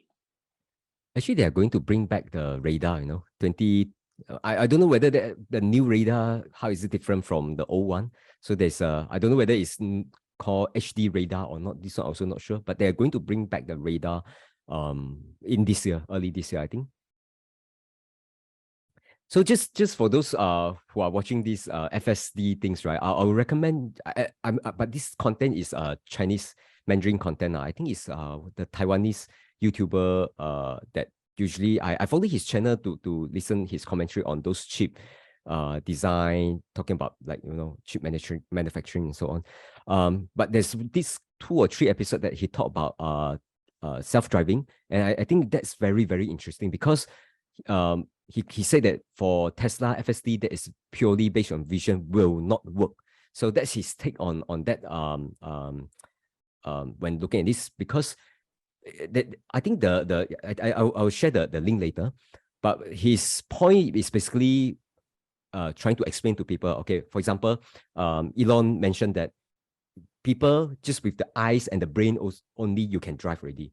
But compare that against, Tesla just having a camera and the FSD brain, right? Basically all the machine learning, right? It's really not the same comparison, because the camera, right? Although they have 3 cameras in front, actually these 3 cameras, they cannot do autofocus. There's different focal length for you to look at it on further, and then the wide screen one. Well, not the wide screen, the wide version, wide lens, right? But actually they can't do autofocus. And the speed of autofocus also, like human autofocus, you can zoom further and you can zoom in. Not the zoom, like the autofocus, you can do it very quickly. But for camera, it's really, really bad at these kind of things. So there are a few things when talk about the sensor. That's why if based on sensor alone, based on vision alone, his view is that it will never work. So I think that's the interesting view. And then his view is that of course have to be a combination of lidar and radar and visions. That's how it gets solved, which is the approach adopted by quite a number of autonomous driving companies, for example, like AutoX, Waymo, or all these names. So I think typical Singaporean also here, right? You want to comment on this? I think just as maybe a quick comment. I think in the past you also shared before, right? So while we are on this. Yeah, I mean, you guys know my view. I think it's the same view as what you just mentioned. They bringing back radar. Actually, I heard about it, but I'm not sure what they mean, because they are actually. I thought that it was because of they're bringing back short range radar, not what you call the 4D radars technology that you were talking about. Oh. So I'm not sure. I haven't read about it. Do you know anything about it? Short range radar is like 10 meters, 20 meters, that sort of thing. So it's not, unless it says ADAS radar. If it's ADAS, then yeah, assisted driving radar. So that one would be a different change. That would be a big change. I'm not sure which one they're bringing back. Okay. Do you know? Does anyone know which radar they're bringing back? I don't know. I need to look back again. But based on this YouTuber that I just mentioned, right? I think he gave me the impression that this radar will be incorporated in their FSD. So, but he could be wrong also, because sometimes just based on a couple of all these I don't know whether we call it publications or what, some disclosures are you read the details, not much details there. There's basically some basic informations now. But I later I try to look up and then I share in the group. Yeah, then it'll be if it's that case, then you'll be moving over to Kapati's vision. So I don't know whether Elon Musk has the has the ability to do that without losing face. Yeah, his view is very, very strong on that. Yeah. Yeah. But then that same content that the guy also mentioned that in the past, when the lidar is like one big bucket on top of the cars, and then the cost is also tens of thousands. For sure, if you are Elon, you won't want to have that on your car, right? Because of the cost and so on. There's how to say, there's reasonable reason why he don't want to adopt lidar into a Tesla FSD. But the thing is, on all these sensors is that all of them are improving. So lidar also from a big bucket become like smaller and smaller. He said that one day all these lidar will become as small as like a cigarette packet, right? So it'll be very small, and then after you install it on the car, also it will look sleek, right? So I think probably all this can change. You know, technology is not constant, right? But Elon definitely did make a very strong opinion on this stuff. So maybe he's really truly believe that just based on vision, because vision also can improve, right? So maybe all these different approach can all solve the problem. It just question is how long it's going to take now. So well, maybe the appointment of Tom Zhu might change the direction without making Elon Musk bad, if there's a I mean, maybe he's not CEO anymore by then. Yeah. He will just say that, oh, I mean, he's no longer actively managing it, so they can make decisions without his history or his baggage. Yeah. Okay, thanks for your comment, and thanks to Martin as well. Let's continue. Singapore ordered Tesla Megapack. I think no such news. I think this one, the one that I've heard is always just Australia, right? I'm not aware of other companies. Maybe there are more, I guess. Just I didn't follow this closely. Bezos gets back girlfriend from Gates again. It's always between Bezos and Gates. Just keep on changing all these changing girlfriends. Too funny. Leonardo DiCaprio gets assassinated by someone hired by Bezos. No lah. I think hopefully all these things that don't happen lah. Okay, that's from Kelvin. Let's move on from Fawn. Growth will continue to underperform to the chagrin of everyone. I think growth underperform. Okay. Generic one. From Elvin, Singapore to hold Bitcoin. No such announcement. So I think that's all on the predictions. Do we have time to go to the Slido? Before that, any comment from anyone of here? You want to wrap up 2022? Any things that you want to share? Any things? Wow, I can't click on this. Can I click? Okay. Yeah, sorry. I just have a question regarding Tesla. You know, the FSD, the use of cameras for FSD. Okay, I remember Elon Musk saying that the success of Tesla depends on whether or not their camera technology does well. So if they switch to lidar, then is it gonna reduce their edge? I mean, does using cameras will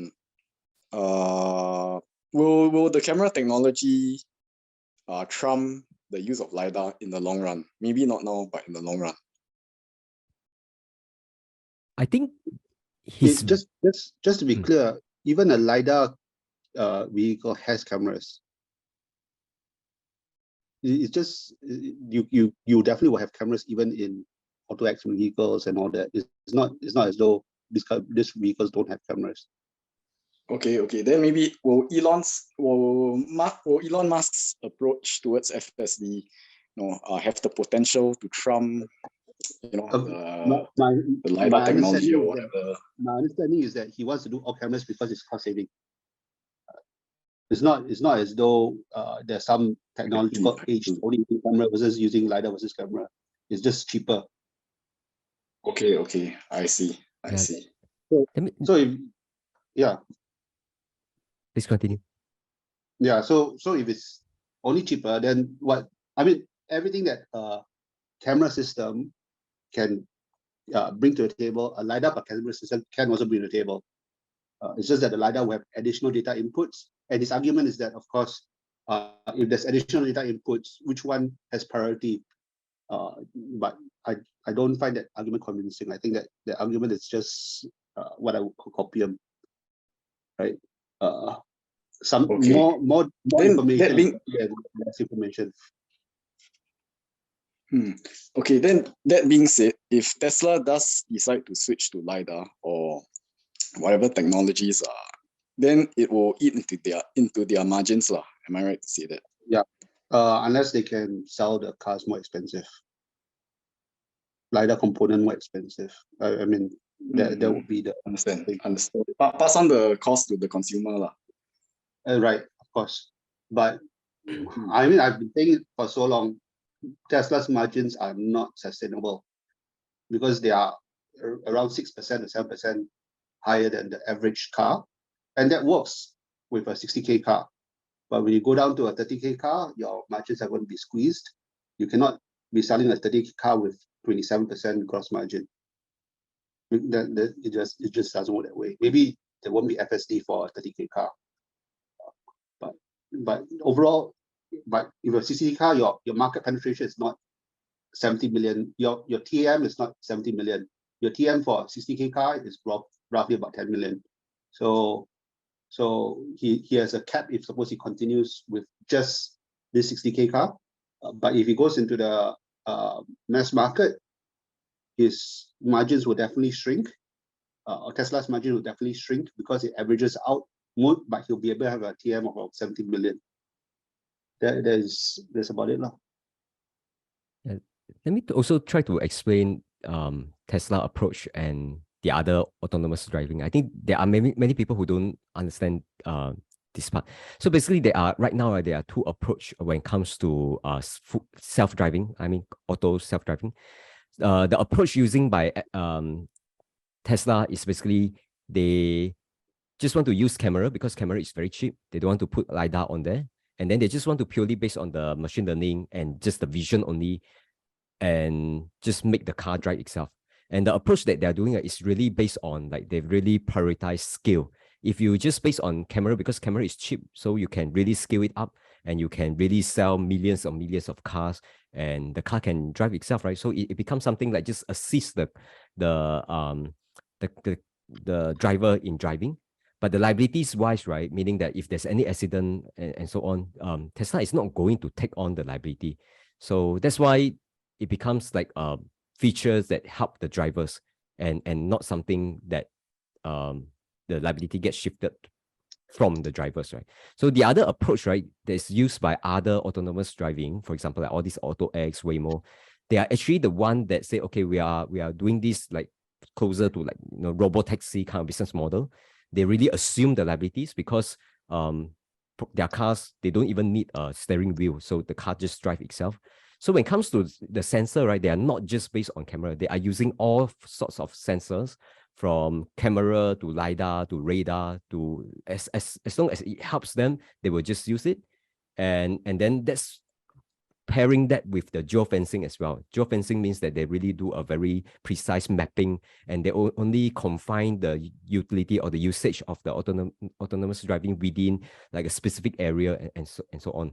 So, but the good thing is that this is the model for the robotaxi because you can just hop onto the car just drive itself. If anything's wrong, right, is the company operate this robotaxi that will be liable. So they can't really afford to say, let's do a product that is, let's say, 90% work.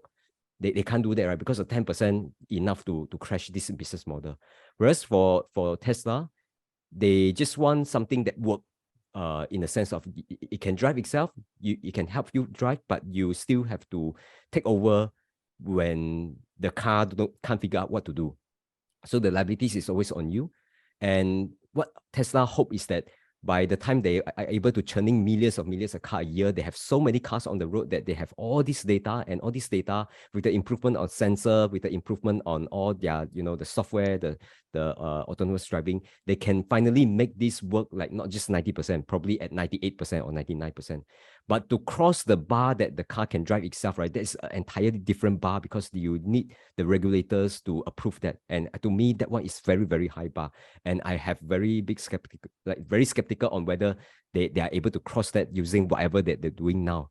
But as a feature, add-on feature for driver, like cruising around and I think that one is still a cool feature to have, right? So I think that's the different positions, and hence when you see their approach, right, is also very, very different, just because of like the entire business model is different. So I guess there are people who, when you do a comparison, you thought that this is apple to apple comparison. I think this one is already like wrong already, because they are different things, you know. Like I think typical Singaporean, you also mentioned in the past, right? The Tesla FSD is not the FSD, it is the ADAS. Like, it just assists the driver only. You shouldn't treat it as a technology that can drive itself. Yeah. Technically, it is a SFD, because FSD is a term created by Tesla. Everyone else calls themselves level 4 autonomy. So yep.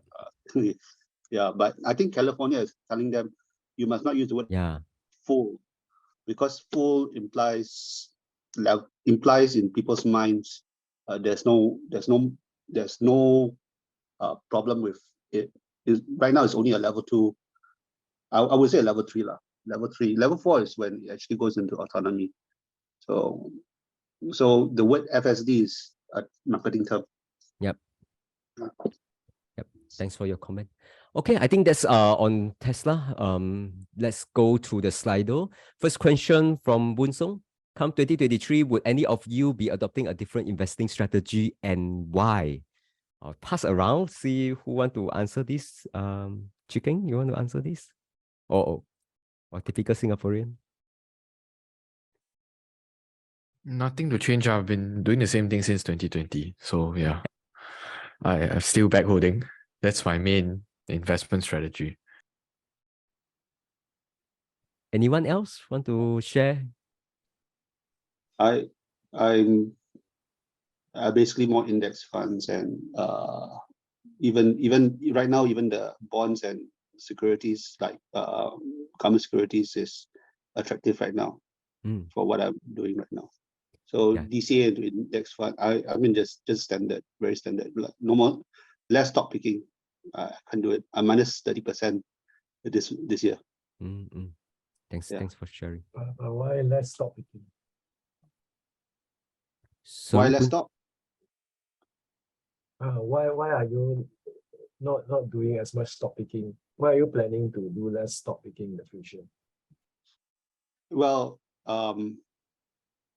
I think it's quantum, because this year I got a cash injection, and when you are playing with a bit more money, then I guess you tend to be more careful about how you use it.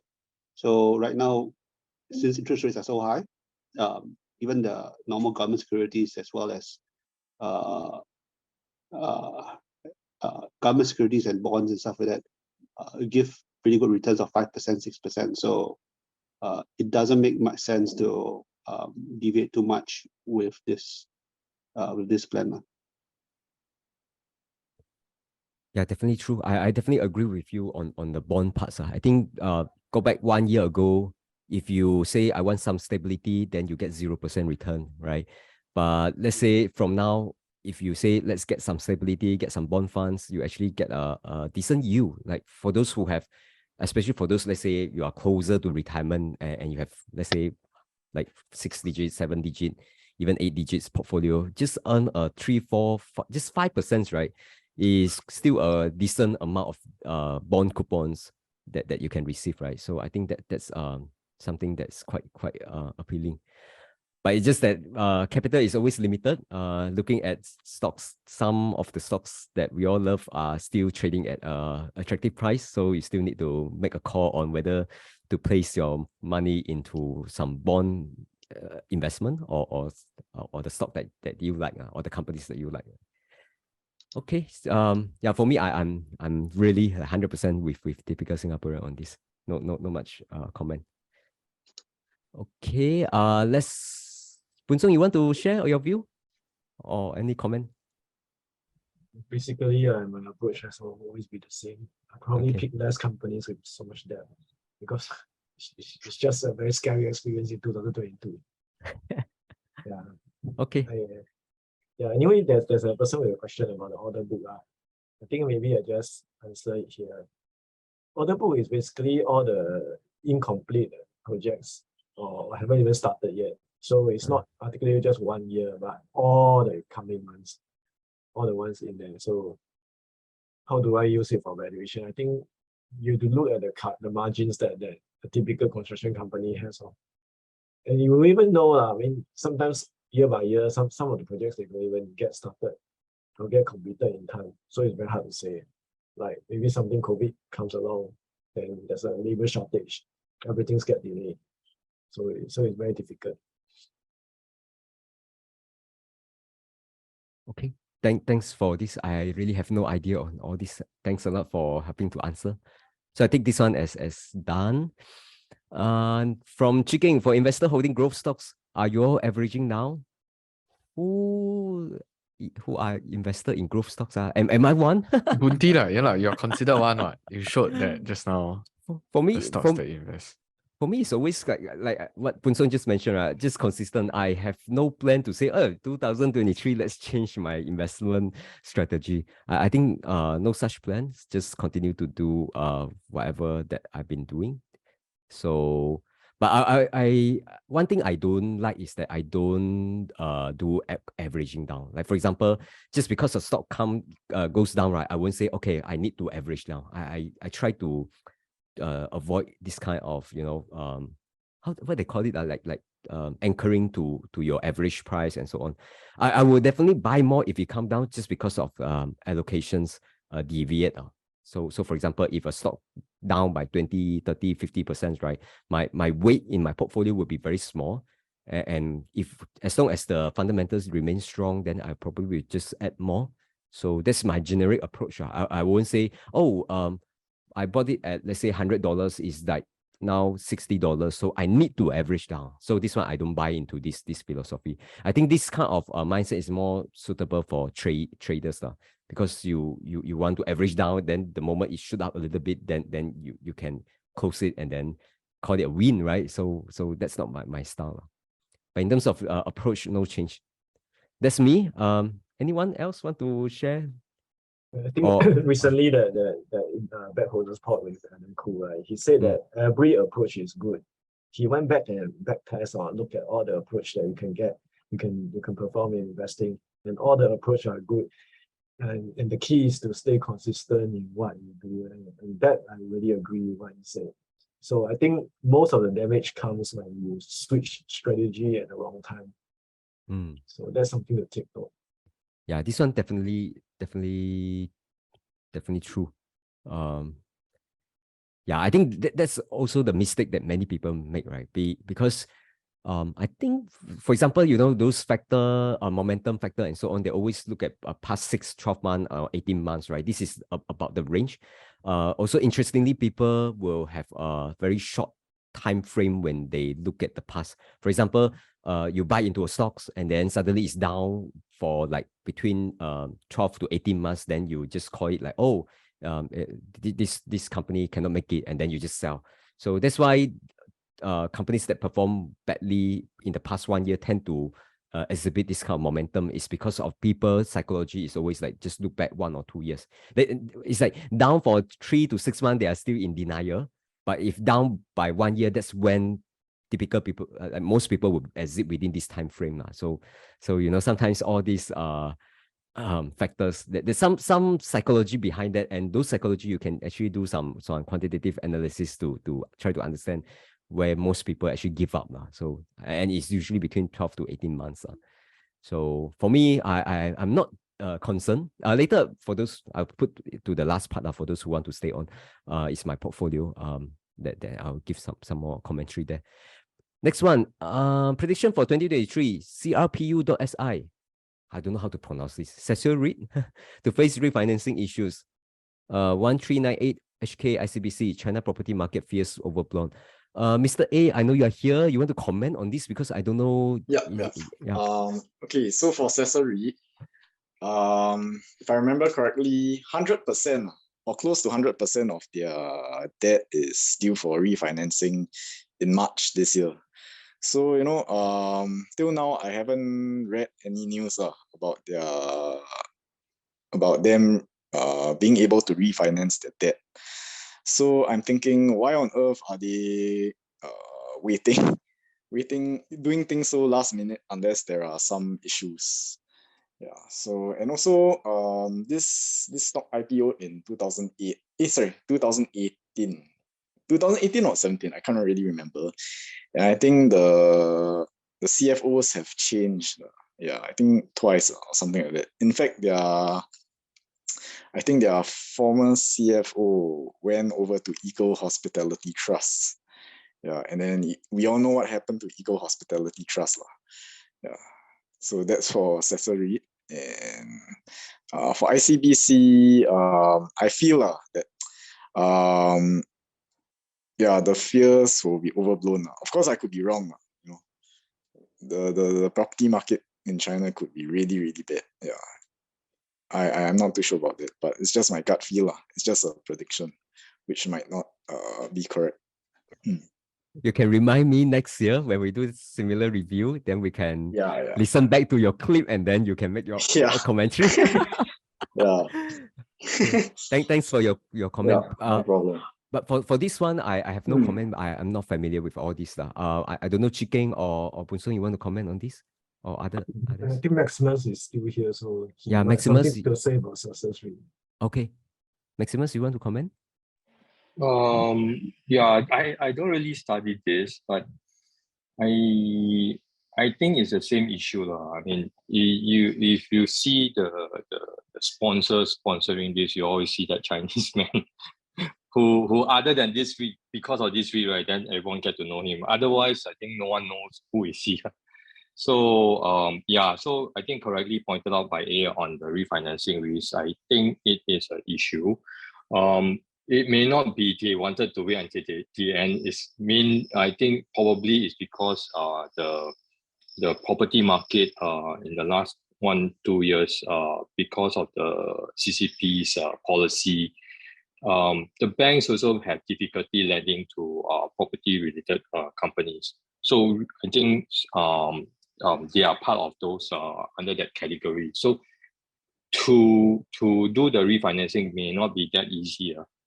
And I think the other thing about the property market fear overblown, I don't think it's really overblown. Mainly because if you follow the Asian high yield bond market itself, where the China real estate bonds used to dominate, there's a lot of default and restructuring going on. So and all this restructuring, I don't know about the rest, but from banking industry, it takes a while to restructure because you need several rounds of negotiation, haircuts, and then reissuance of bonds, the new equity price to be exchanged for the debt for maybe a few cents to $1, these sort of things. All this takes time to renegotiate, and so I think next year will be a year where the whole China property market undergoes this restructuring, and along with it, the bank's books itself will be well, probably partially impaired, but maybe cushioned by the government aid coming in. So something to watch for the next year. I'm not very optimistic on the finance sector for the China mainland banks itself. I would say I also have property stocks in China, and they are the reason why my portfolio is doing so badly this year. I mean last year. I'm also not very optimistic. It's not something that is overblown, but something that's very, very real. So there are probably only two outcomes that can happen from here. First, massive amount of rights issue or massive amount of bond restructuring. And I don't think, it's personal opinion, I don't think the banks will do very well. But then again, if you look at the stock charts, the prices for banks have already corrected slightly in 2022. So the market is reflecting the possibility. Okay, I want thanks. to ask Boon Song, right? Like talking about if you're not talking about property developers specifically, but just banks, right? What are the second order impacts if everybody start doing rights issue and trying to raise funds? Like how will it impact shareholders?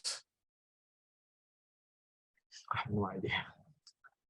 Right That's why- issuance means that once they do a right issuance, you have to put in money. If you don't But do, you banks- get the dilutions, right? he's Banks asking don't for do the the rights banks. issue, right? Yeah, Banks no. don't do the right issue, right? It's the property developers that are doing the rights issue, right? To raise capital. And you're No. asking about which one? I'm asking about what are the effects on banks instead.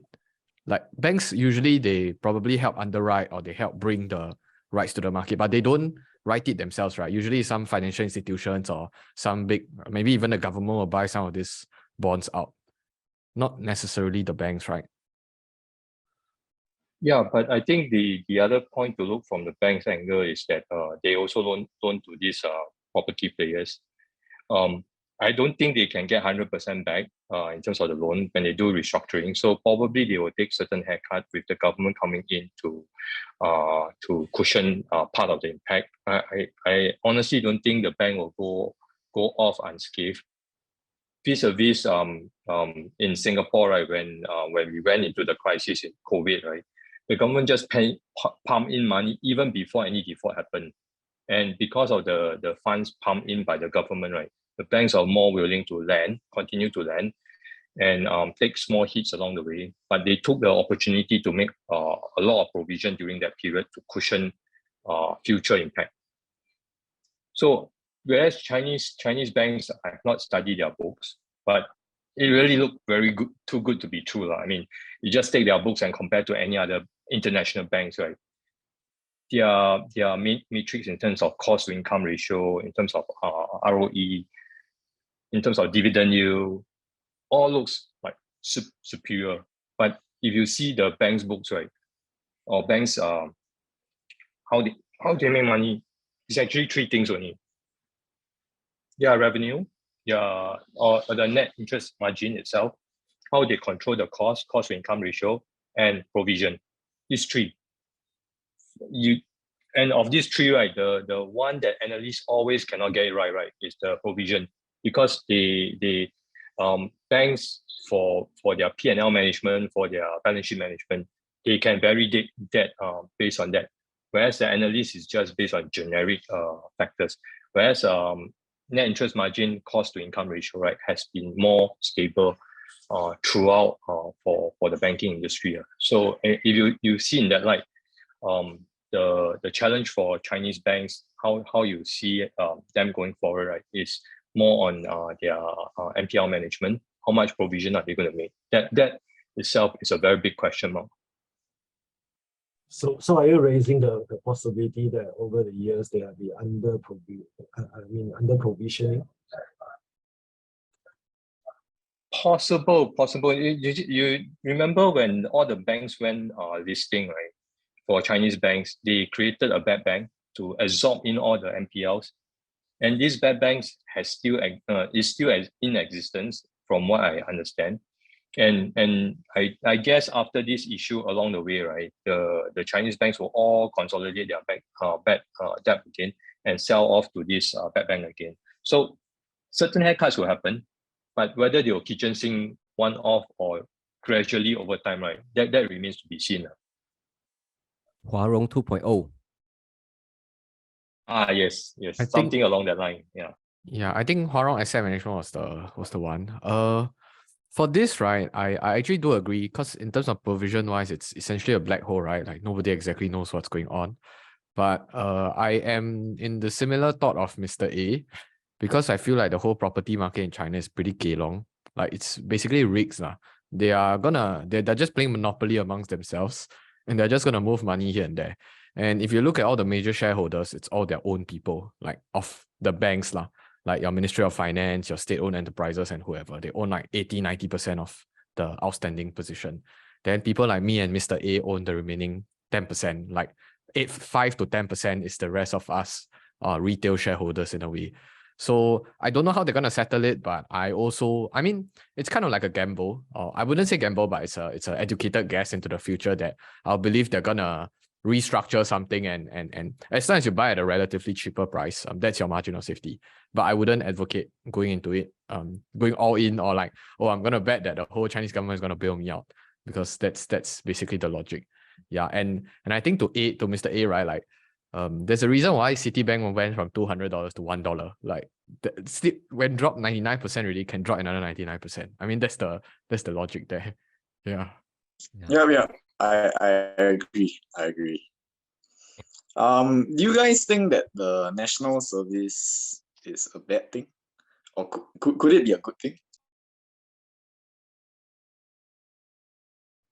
I think this topic a bit too wide because like what do you mean by national service is a things that you want to define like clearly, okay right? like so it's not so easy to answer it's just like that I think what Chikeng's point is that all these banks ultimately is still owned by the local people. It's not like all these banks owned by JP Morgan, we let them fail, they take the 90% cut, they exit, right? Then all the assets in the China are all fine. It's not like that. It's owned by someone, and then you can do haircut, you can do this kind of restructuring. If someone get hurt, for example, if Chikeng going to lose 50% of his money into Chinese stocks, then someone else will lose even more money. So whatever they do, they have to take care the entire like the global big picture. That's like a insurance lah. Because you see Evergrande, right? You look at who are their biggest bondholders, like HSBC, JP. I don't know lah. There was a Bloomberg.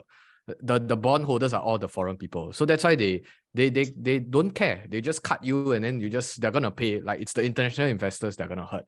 But when you are talking about like banks specifically, quite a lot of pension funds, Ministry of Finance, and local governments, all the budgets, it's all tight. So that's why I say the whole thing is a monopoly game. It's a Kelong game. Like they are gonna make the whole books themselves, and they're gonna package it and then just throw it around, and they can move the problem 10 years later. They will move it down 10 years later. Yeah. And the last one on the just now A mentioned what this national service, right? So I think this is still true for all the state-owned enterprise, because you have to remember all these SOE, their leaders is not like the private CEO. They are really, there's some political links, and the country want to have all this SOE is also because of the control, right? All this, if it is truly private company, sometimes you still have some control via regulations, but you don't have full control. But SOE, you have more control, and when you have more control, you sometimes want all these big organization or big company to do certain things to help you to achieve certain goals, right? And all these goals, I won't say like, okay, of course they need to be sustainable. They can't just say treat all this SOE as a ATM and just draw money out, right? This one is not sustainable. But over the long term, you can't expect that all the actions taken by all these SOE are like truly 100% for the shareholders only. This one shouldn't be the expectation. They for sure, they will do something if to align with the entire government's direction and so on. So I think this one is like the entire one package that you take the good and you take the bad now. But in terms of what they will do, sometimes there's some not so clear. Like we, especially we from outside, we don't know like do they really have any intention? Can we predict their next movement or not? So these are the things that I think there are people who are comfortable and there are people who will just stay away, right? So again, back to the preference again. So I think that's a comment on that. Thanks a lot, A, for asking questions and your comment. Before we end this, right, I just want to have a quick one, because I saw Kelvin already show his options, how much he made in options and how much he lost in his Tesla. And then Chikeng's one also, he just shared. I watched his video, also great video there, Chikeng, good stuff. So for me, whether I want to show or not, it's a question mark for me for over the past 1 or 2 weeks, but I was sick the past 2 weeks, so I didn't really prepare. But since we are like New Year, right? We still need to close the 2022 and then move on to the new year. So I just want to take this opportunity to share with you guys my return for 2022. So for those watching this for the first time, right? So my entire channel, when I talk about my portfolio, I only talk about IBKR portfolio. And this is like almost like all my stock portfolio is here already. I have very small holdings in SRS, holding some STI, those I don't want to mention. It's very, very small. The bulk of my assets are in IBKR. So for 2022, my return is down by 41%. So it's even worse than QQQ. I don't know how I lost so much money here. So I won't give too much details. It's just that if you look at this chart, you know that my return is 41%. my portfolio actually, the value down by 98K, even though I pump in 98K. So this is the interesting fact. Usually you put 98K in there, you expect this one to go up by 98, right? But it's the opposite. So I think together, you just added up these two, I lost about 200,000 Singapore dollar in 2022. And then if you look at my holdings, this one I took from FinViz. So I think names like Meituan and Tencent is not in here, but I think you have a good picture already in terms of my return. So this one sort by year-to-date return, you can see I invested in Tesla, Snowflake, Nvidia, Amazon, CRM. All these are down by 50% or more. And then in terms of the absolute value, right, I would say, like those companies that down a lot, for example, Amazon and Tesla, plus I have a big positions. So these are the positions that was down quite a lot. So the rest, some stocks, some of them are already sold much earlier. For example, like Shopify, Twilio, even Netflix I also sold out already. So all these are like small impact, but the big impact are my biggest holdings. Amazon, Tesla, TSMC, Nvidia, Microsoft, Apple, Google. These are the names that I still hold on to it. And, each of them I lost like, between 10 to 20,000. So that's my portfolio for 2022. This is really just for disclosure. I won't promote these things to to YouTube. Slot this to the end of this session. So if people say I make money, I show. I don't make money, I just keep it to myself, right? Hey, this is not true. I will publish this one, but hide it as a last segment into this view. And hope you guys enjoy this session. Any comment from Chikeng or Boon Song? I saw Boon Song is so happy, he's laughing at me. I'm not happy. I'm shocked. My mouth opened very big. Sorry, what? Sorry, what very big? I'm just shocked. My mouth opened very big. My jaws dropped, basically. Oh. Yeah, I'm not laughing at your numbers. We all suffer this. Yeah. But just the comment on this, right? Actually, when I look at this, yes, I think I really took like, let's say, a couple of days to really reflect, to see what I did wrong and what is right, what is wrong, right? But one thing I'll say is that when we look at this, always we compare the returns, right? And this one, there's a lot of like the market sentiments is involved here. But if you ask me whether I'm troubled by the kind of returns, actually not so much. Yes, of course, if I sold all my positions end of 2021 and just exit for 1 year, of course, I don't have to lose 200K. That's huge amount to me, definitely. But I think the whole entire things about my channel is about like taking all this, like, this is the investment, this is the companies, this is the business that I own, right? And it's always part of the journey, like this journey, part of the journey that I have some good gains. For example, in 2021, you can look at my videos end of 2021, right? And there will be years like this where I lost like 200K in a year. And I would guarantee you, as long as things are working well, I will probably lose like 300K, 500K, 800K in single year in the future year, in certain year, right? So this one definitely will happen because as the portfolio become bigger, the absolute amount of volatility also become bigger. So now 200K looks big to me. I hope that 10 years later, 200K down to me is like, oh, so small, that kind of things when the portfolio become a lot larger.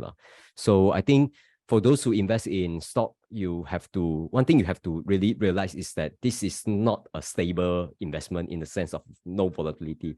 Volatility is always here.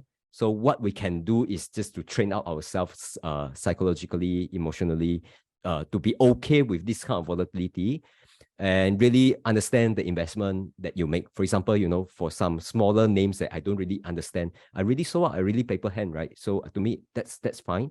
But for those business that I really understand, I'm actually become more optimistic because their valuation really attractive to me now. I won't call it dirt cheap, I'll call it like really reasonable and attractive. And they have good prospect in the years ahead, right? Especially for example, like the tech names. When I look at ChatGPT, I can already like try to foresee that the technology is going to change very fast. And then whoever does well in like, let's say AI and machine learning, they are going to overtake the entire segment. Like all these winners, right, is going to be concentrating in just a couple of names. That's why I would think that all these companies, right, they will definitely do well in the future. And given that their price have came down a bit and we can accumulate them at such an attractive level, I think I'm not worried on my portfolio. That's what I was trying to say. I'm sure quite bullish on the return. If it's keep going up by 20% for 3 years, that's when getting too expensive. When I become worried now. But now because of all this, hype getting, I would say, gone, like slow down a lot more compared to last year, and we get to buy at an attractive price, our portfolio will all be fine. That's trying to say. Actually, Boon, I want to ask you something. Yep. But thanks for being transparent with your portfolio. I think because this performance, right, it tracks quite closely to actually the Nasdaq. So actually, if you were to map out the correlation of many of your holdings, they are probably highly correlated, or like you have a huge proportion in like tech names, right? Like Microsoft, Apple, Google, and Tesla and stuff. Yes. I was wondering 2 questions. Number one, why you don't buy into index funds? Like, why do you not buy S&P 500 to like stabilize it a little bit? Then number 2 is, are you looking to diversify out maybe into consumer staples or more defensive stocks if your portfolio keep growing in size? Or will you still direct it to like however you want to direct in this allocation? Yeah, thanks for the question. Actually, I think I answered that question in your channel when you were interviewing me. So actually, I also share the same spreadsheet back then, right?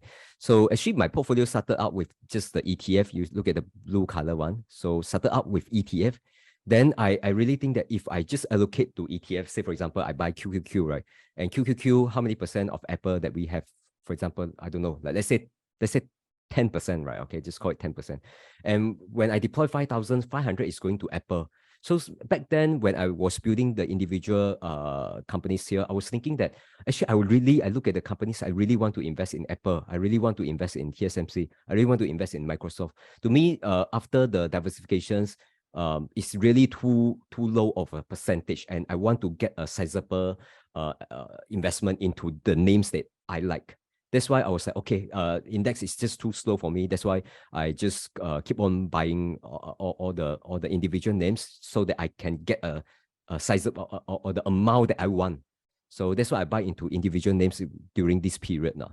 So back to your comment on like comparing individual stocks versus ETF, right? So because this one has been, I built this portfolio over how many years already, right? You see, from early 2020 and 2021, already 2 years, right? So the situation is a lot different compared to when I just started, right? So actually, I'm quite neutral comparing these two. In fact, I'm probably going to buy more index funds moving forward. I think index funds, as long as I buy into index that I like, for example, like QQQ, these are the index or ETF that I like, right? When I look at the compositions, I'm fine with that. I'm happy to buy them actually. In fact, I think I bought into IUIT not too long ago, 200 shares here, just to accumulate more into ETF. So that's something that I will do in the future. But that's after I already built like 30K exposure into names I like. So to me, it's more like a mixture of ETF, mixture of individual stocks. So I'm not really like very ideological when it comes to say, oh, I must buy individual names or I must do indexing. To me, both are good, because if you just look at this kind of exposure, if I just show you like this kind of compositions to anyone, right, and ask you to guess what's the ETF, right, I think people will give you all sorts of names. They would really believe that this is an ETF. So I just treat it as like a semi diversified kind of portfolio, something that I'm comfortable with. I won't say that this is the way to go, right? And everyone should follow this kind of approach, right? To me, it's like I always look at this. Okay, this is my portfolio.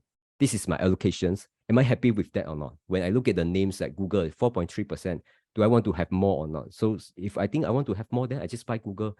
If I run out of idea and not trying to steer around the allocations, right, and I have money I want to invest, probably I just buy IUIT or QQQ or S&P 500. So to me, it's just like take one step at a time now. So not really religious about it now. So that's why it's not a sexy answer because it's like not here, not there kind of situations. But that's me. But for certain other topics, I might have more stronger